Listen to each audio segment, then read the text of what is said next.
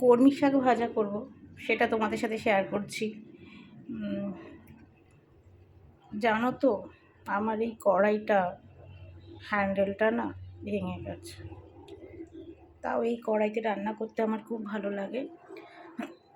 রান্নাটা প্রথমেই শেয়ার করছি। প্রথমে আমি শুকনো লঙ্কা দিয়ে দিলাম,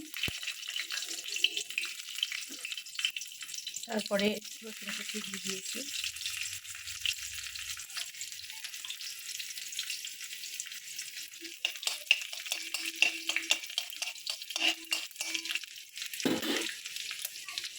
রসুনটা একটু ভাজা হোক, তাহলে সেন্টটা বেরালে পরে আমি তখন শাকটা দেব।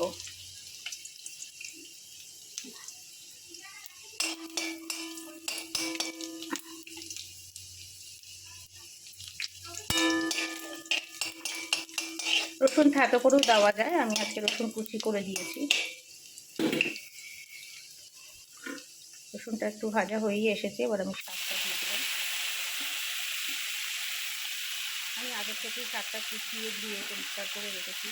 কলমি শাক ধোয়ার আগে, মানে যে কোনো শাক ধোয়ার আগেই প্রথমে গোটা শাককে না জলে ধুয়ে নিতে হয়। মানে কাটার আগে, যখন আমরা এরকম ঝুড়ি ঝুড়ি করে কাটি, তার আগে গোটা শাককে কোনো গামলার মধ্যে জল নিয়ে সেখানে ধুয়ে নেওয়াটাই ভালো, কেন শাকে অনেক পোকামাকড় থাকে বা অনেক কিছু থাকে। তো আমি এইভাবেই করি। আমি আগে শাকটা গোটা অবস্থাতেই, মানে ডাটা থেকে ছেঁড়ার আগে আমি ধুয়ে নিই, পাতাগুলো ছেঁড়ার আগে গোটা অবস্থাতে আমি একটু জলে ধুয়ে নিই। তারপরে আমি আবার কুচি করে কেটে তারপরে আমি আবার জলে ধুয়ে জল থেকে তুলে ছেঁকে রেখে দিই।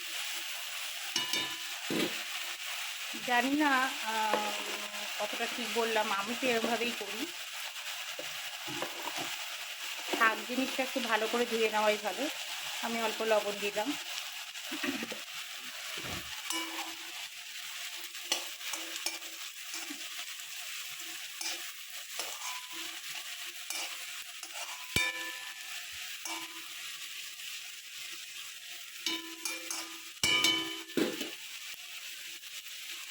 এরপরে কাঁচা লঙ্কা দিলাম। আমি একটু ঝাল ঝাল করছি, অনেকে আবার বেশি ঝাল খায় না, তো একটা কাঁচা লঙ্কা দিয়েও করা যায় শুকনো লঙ্কা ছাড়া।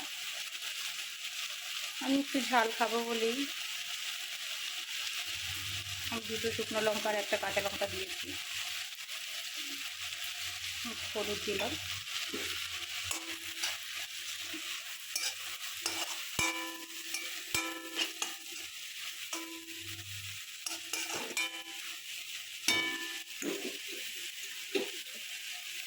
চিনিটা অপশনাল, অল্প চিনি দিলাম। চিনিটা অপশনাল, আপনারা দিতেও পারেন, নাও দিতে পারেন।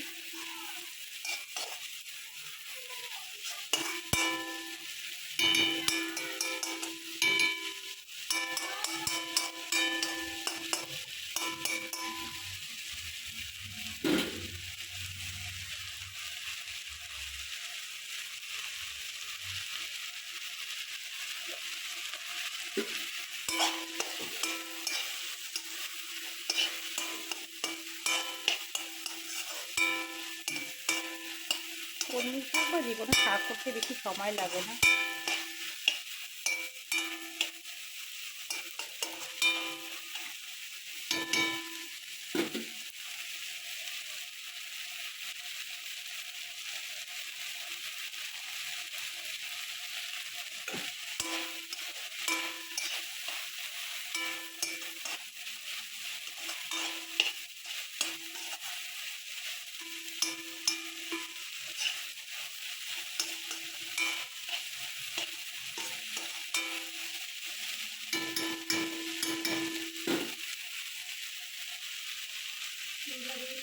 কলমি শাকটা আমি বাড়িতে রোজ করি। আমি শাকটা বেসিক্যালি রোজই খাই, আমার শাক খেতে খুব ভালো লাগে।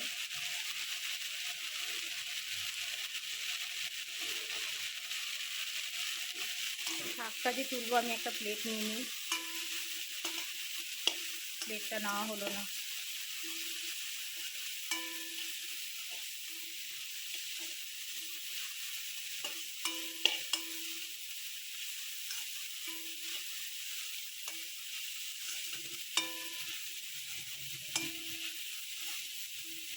তেল অল্পই দেবেন, কেন শাক খেয়েও বেশি তেল দেয় না, আমি অল্পই তেল দিয়েছি। ঢাকা দিয়েও করা যায়, তো আমি ঢাকা দিলাম না।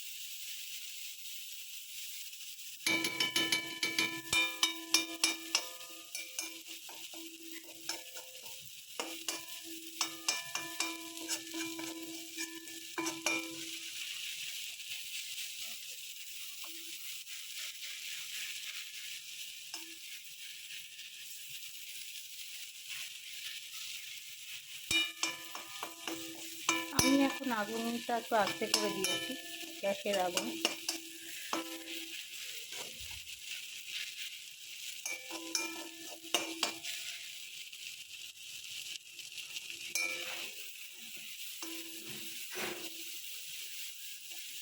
তা আমার কলমি শাক হয়েই এসেছে।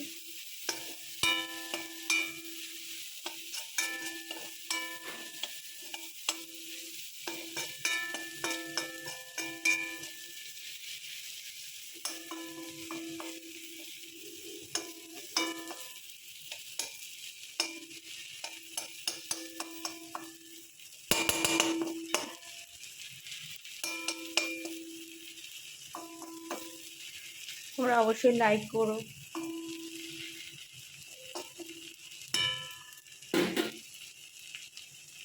তো আমার কলমি শাক হয়ে গেছে, তোমরা ওইভাবে বানিয়ে খেও, খুব ভালো লাগবে গরম ভাতের সাথে। তো টাটা।